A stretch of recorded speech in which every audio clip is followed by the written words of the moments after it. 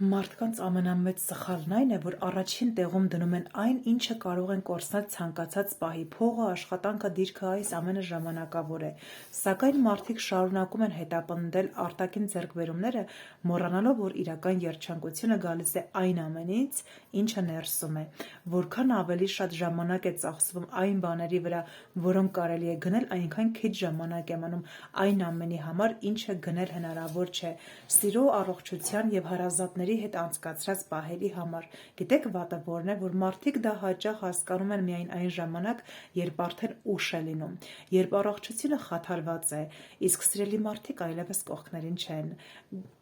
Գալիս է դառը ափսոսանքները, կյանքում ամեն ինչ չի կարող միաժամանակ հավասարապես կարևոր լինել, անհրաժեշտ է ընտրել այն, ինչը իսկապես արժեքավոր է։ Մարդիկ, ովքեր ճիշտ են դասավորում իրենց առաջնահերթությունները, չեն դառնում իրենց նպատակների ստրուկը, նրանք հավատարիմ են մնում իրենց և իրենց սկզբունքներին, նրանք գիտեն,